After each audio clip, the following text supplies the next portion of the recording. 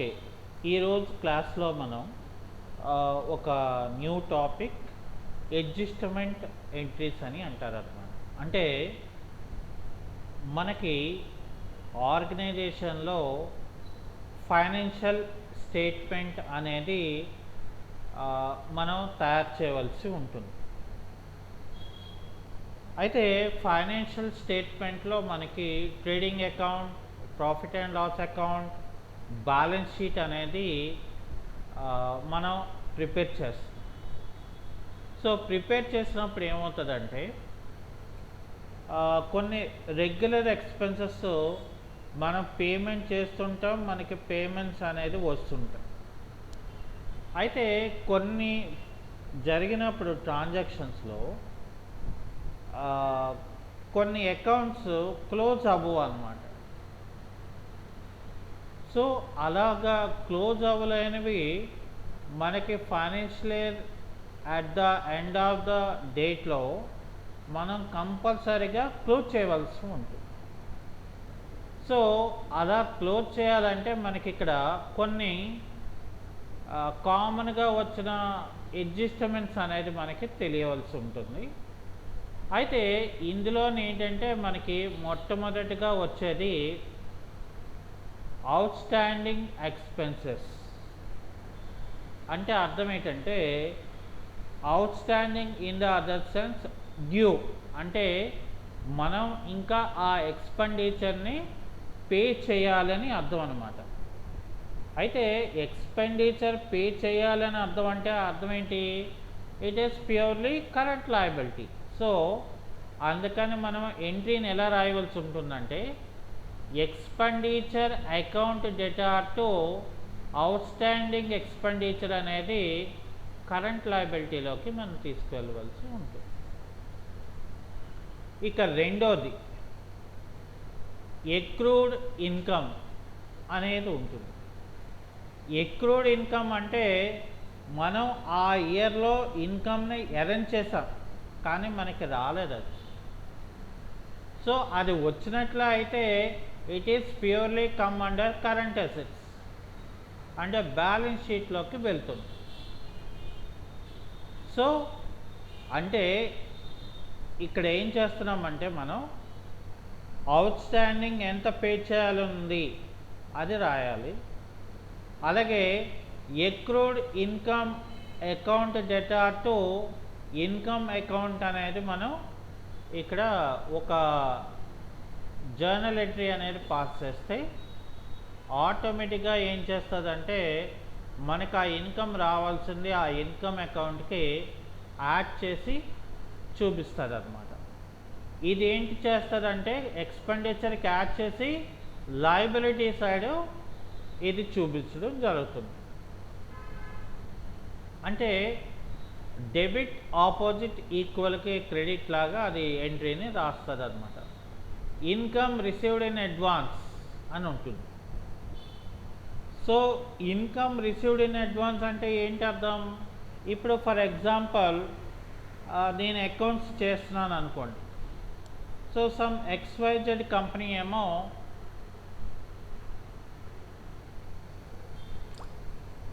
తెచ్చేసి వాళ్ళ తాలూకా అకౌంట్స్ని చేయమని నాకు ఇచ్చేసింది, డబ్బులు కూడా ఇచ్చేసింది. అరే నాకు ఖాళీ లేదు, నేను చేయలేను అంటే వాళ్ళు లేదు మీరు చేసి పెట్టండి అని ఇచ్చేసి వెళ్తారు. అంటే ఎందుకనంటే ఇది ఇన్కమ్ రిసీవ్డ్ ఇన్ అడ్వాన్స్, అంటే వర్క్ చేయకుండానే నాకు అమౌంట్ వస్తుంది. నేను చేస్తే పర్వాలేదు, చేయకపోతే ఇట్ ఈస్ ప్యూర్లీ డ్యూ. అందుకనే income account data to income received in advance అని మనం రాసుకోవాల్సి ఉంటుంది అన్నమాట. అంటే ఆ ఇన్కమ్లోంచి ఆ అమౌంట్ తీసేయాలి. ఓకే. అలాగే ప్రీపెయిడ్ ఇన్సూరెన్స్.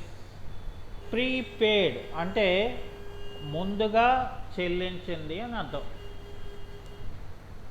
ఇక్కడ మనకి ఇన్సూరెన్స్ కానీ లేకపోతే ఏవైనా మనం అమౌంట్ ఉన్నప్పుడు ఏం చేస్తామంటే ఇన్సూరెన్స్ కట్టేస్తాం. కానీ ఆ కరెంట్ ఇయర్లో ఎంత అమౌంట్ అయితే ముందుగా మనం పే చేసామో అది తీసేసి మనం చూపించాలి.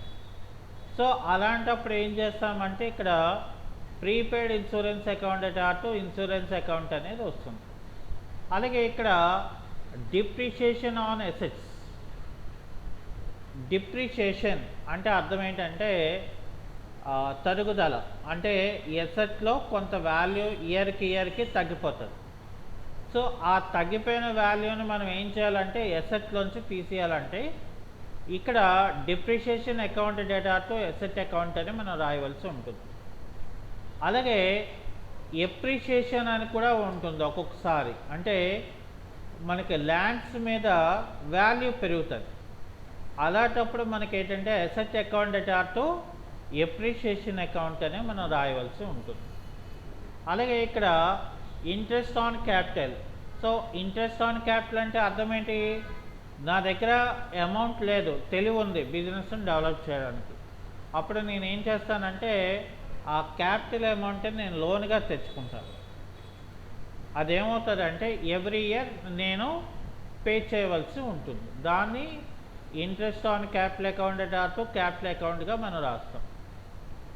అలాగే సొంత వాడకాలపైన కూడా ఇంట్రెస్ట్ ఉంటుంది.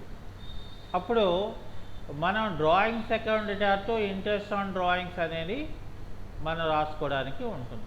అలాగే లోన్ తెచ్చామనుకోండి, interest on loan account to loan account అని మనం రాస్తాం. అలాగే బిజినెస్ జరిగినప్పుడు ఏమవుతుందంటే బ్యాడ్ డేట్స్ అంటే రాని బాకీలు. సో అలాంటప్పుడు ఏం చేస్తామంటే bad debts account to debtor account అని మనం రాయవలసి ఉంటుంది. ఇక provision for bad and doubtful debts అంటే రావచ్చు రాకపోవచ్చు, కానీ ఆ ఇయర్లో రావచ్చు మేబీ. అలాంటప్పుడు ఈ యొక్క ట్రాన్సాక్షన్ అనేది మనం రాస్తాం. సో అది అయిపోయిన తర్వాత మనకి డిస్కౌంట్ ఆన్ డెటార్స్ కూడా ఉంటుంది. అది డెటార్లోంచి మనం తీయవలసి ఉంటుంది అన్నమాట.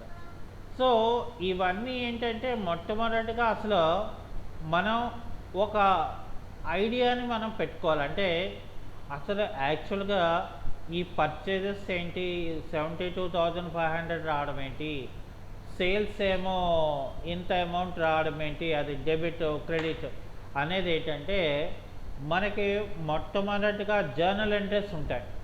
అంటే ఎవ్రీడే మనకి కొన్ని ట్రాన్సాక్షన్స్ జరుగుతాయి. అంటే కొనుగోలు ఎన్ని జరిగాయని, అమ్మకాలు ఎంత జరిగిందని మనం రాసినప్పుడు వాటిని లెడ్జర్ బుక్స్ని మనం చేసినప్పుడు వాటి తాలూకా బ్యాలెన్సెస్ ఇవి వస్తాయన్నమాట.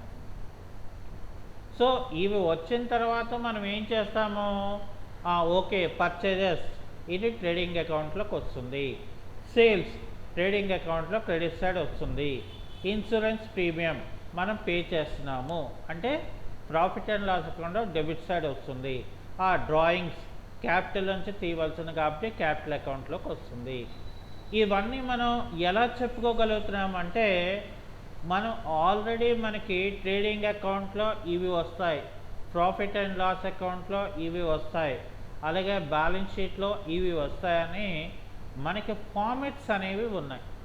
So according to that formats మనం ఏం చేస్తున్నామంటే ఇది ఇందులోకి వస్తుందా అనేది ఆటోమేటిక్గా టాలీ ప్రైమ్ అనేది ఏంటంటే మనం క్యాలిక్యులేషన్ చేయకుండా అదే మనకి క్యాలిక్యులేషన్ చేసి చూపిస్తుంది అన్నమాట. ఓకే, ఇది బాగా అర్థం చేసుకొని ప్రిపేర్ అయ్యి నేర్చుకోండి. Okay, thank you.